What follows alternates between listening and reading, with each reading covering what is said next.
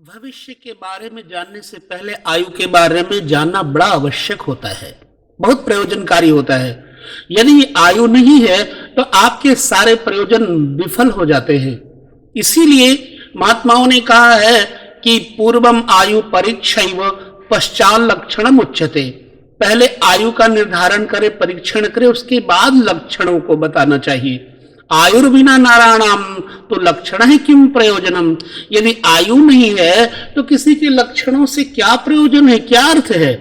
तो अवस्था के अनुसार मनुष्य की आयु तीन प्रकार से होती है।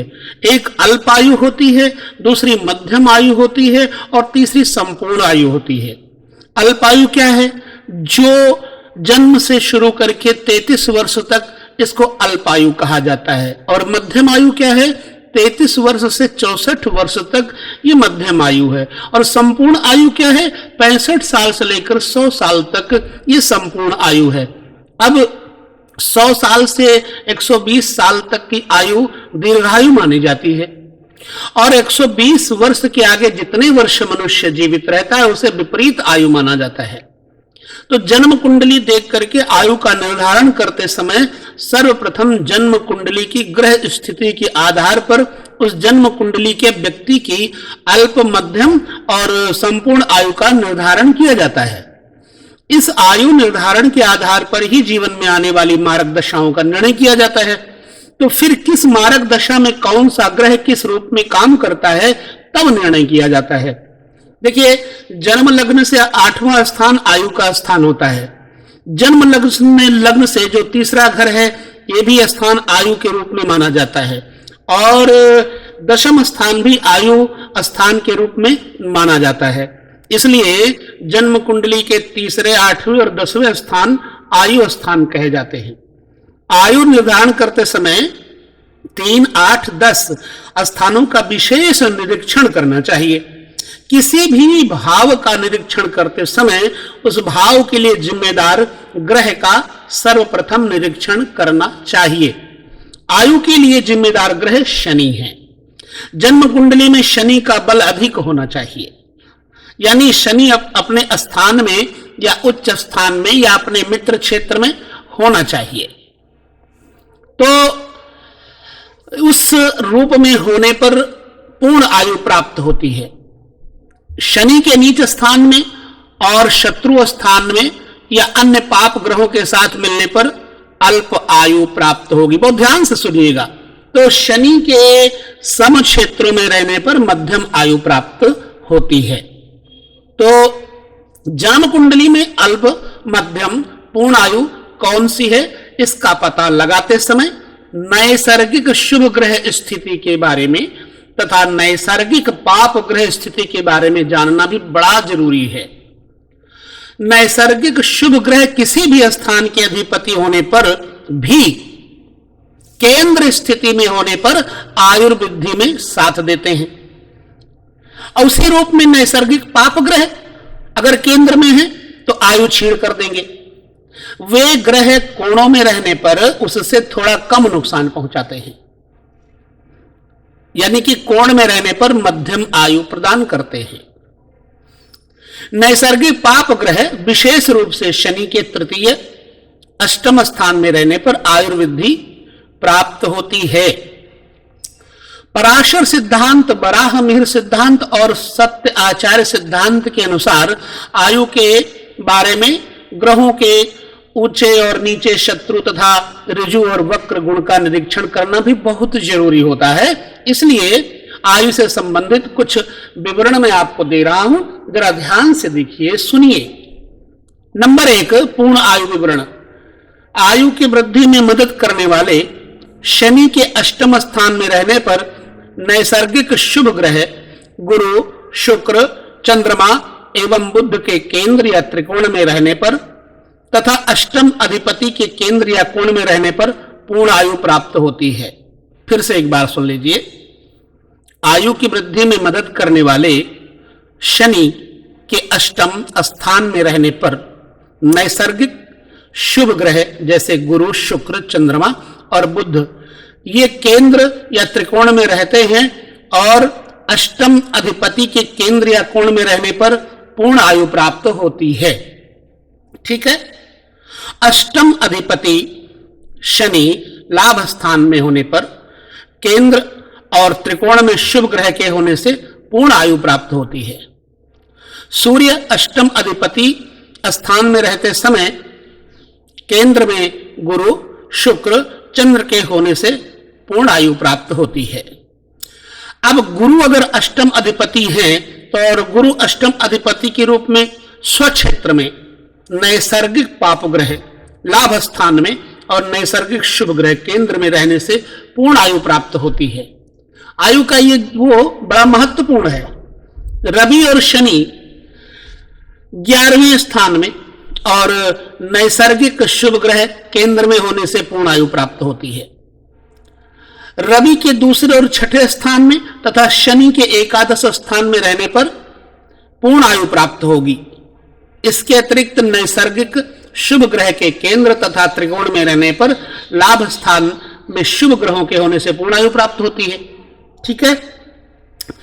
अब एक अष्टम स्थान अधिपति मान लो शनि है, तो शनि के लाभ स्थान में रहने से और केंद्र में नैसर्गिक शुभ ग्रहों के होने से पूर्ण आयु प्राप्त होती है।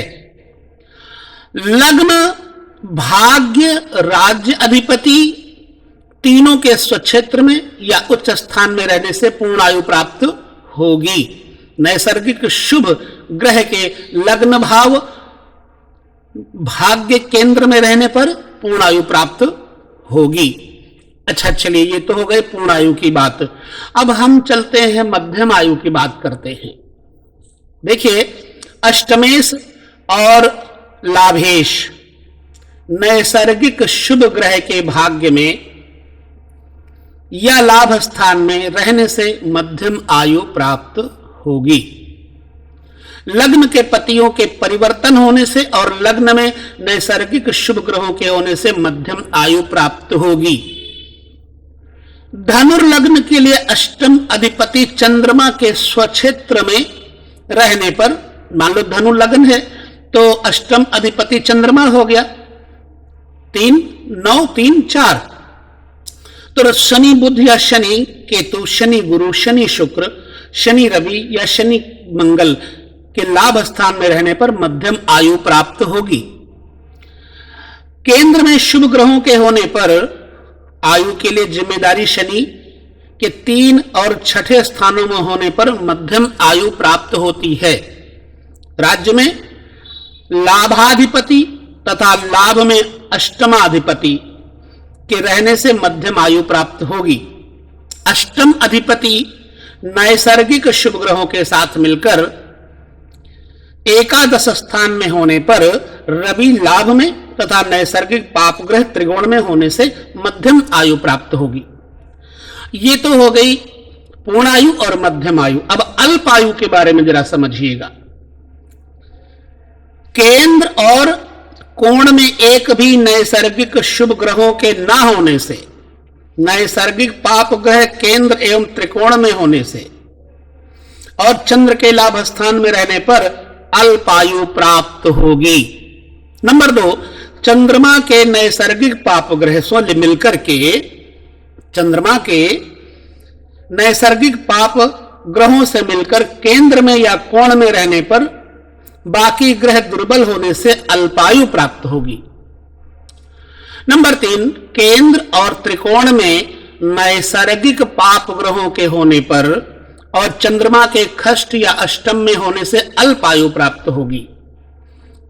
लग्नाधिपति या अष्टम अधिपति चंद्रमा के व्यय भाव में रहने पर केंद्र और त्रिकोण में नैसर्गिक पाप ग्रहों के होने से अल्पायु प्राप्त होगी।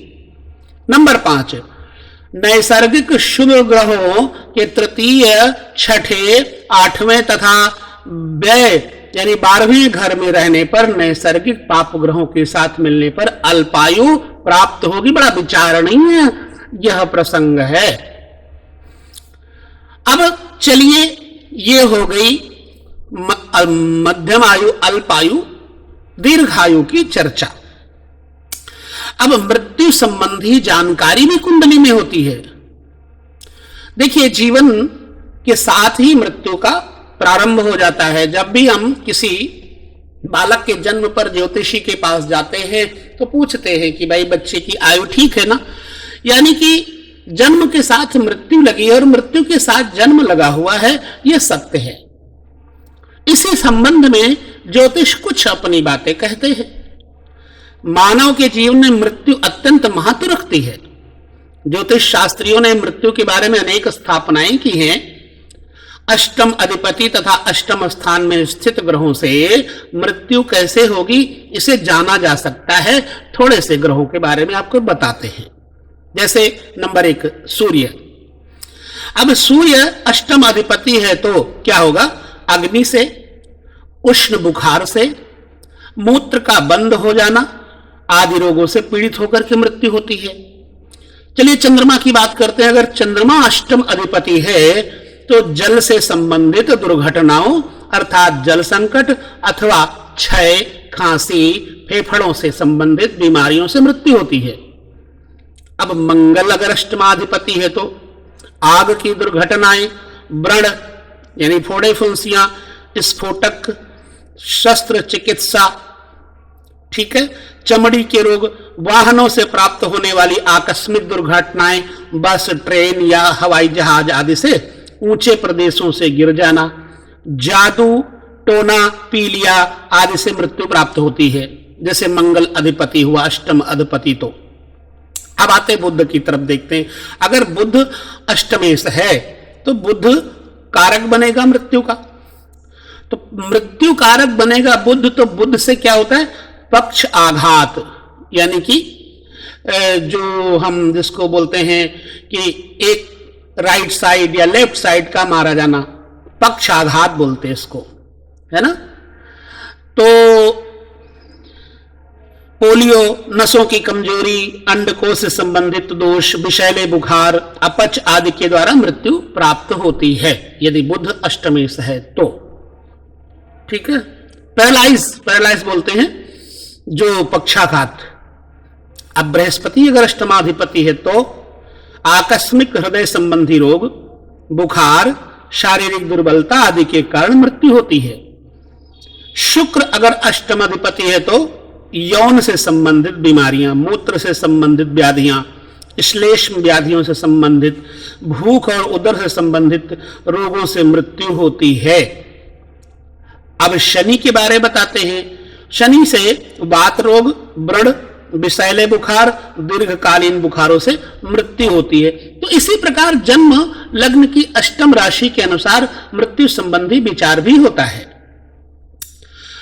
तो नेत्र संबंधी रोगों के लिए रवि, शुक्र और राहु जिम्मेदार है। मीन लग्न में नेत्र स्थान में माने जाने वाले द्वितीय स्थान मेष पड़ता है। तो मेष में शुक्र के होने से उस शुक्र दशा में नेत्रों का रोग होगा। केतु ग्रह भी नेत्र रोग कारक है। जन्म कुंडली में रोगों के बारे में जानकारी प्राप्त करने के लिए तीसरा, छठा और आठवां ये 3 स्थानों के आधार पर, उस स्थानों में ग्रहों की गति के आधार पर उन ग्रहों से संबंधित रोग उन ग्रहों की दशाओं में प्राप्त होते हैं। स्त्रियों के प्रसव से संबंधित रोगों के विषय में पंचम स्थान में रहने वाले ग्रहों के अनुसार और पंचम स्थान के अनुसार जान सकते हैं। अष्टम स्थान में 2-3 ग्रह मिलकर रहने से 2-3 प्रकार के रोग एक ही समय में हो सकते हैं। रवि यानी सूर्य रक्त से संबंधित रोगों के लिए कारक है। शनि नसों से संबंधित रोगों के लिए कारक है। रवि और शनि दोनों मिलकर अष्टम स्थान में रहने से, उनकी दशाओं के चलने से पक्षाघात तथा नसों से संबंधित रक्तचाप से मृत्यु प्राप्त होती है। शनि और शुक्र अगर हैं मिलकर के अष्टम स्थान में रहने से हृदय से संबंधित रोगों से यानी दमे से, राजयक्षमा, टीबी आदि फेफड़ों से संबंधित रोगों से मृत्यु प्राप्त होती है। दांतों, कानों तथा सिर से संबंधित रोगों के लिए मंगल और शनि कारक है। स्त्रियों के रोगों के लिए भी ये दोनों जिम्मेदार कारक हैं। तो सभी वात रोगों के लिए शनि जिम्मेदार कारक है।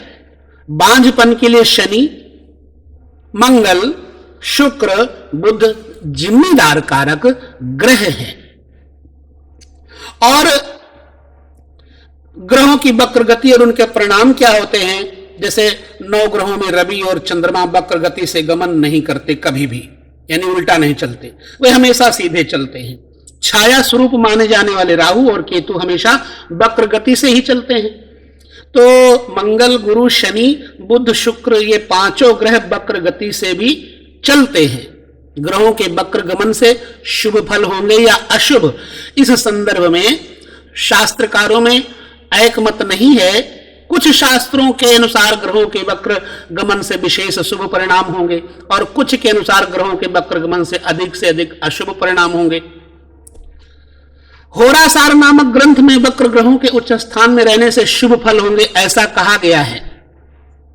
सारावली ग्रंथ में कहा गया है कि ग्रह के वक्र गमन से शुभ फल प्राप्त होगा, ऐसा बताया। तो वो ग्रह शुभ स्थानों का अधिपति बनकर उच्च स्वक्षेत्र, मूल, त्रिकोण, मित्र क्षेत्रों में वक्र होने पर शुभ परिणाम होंगे, ऐसा कहा गया है।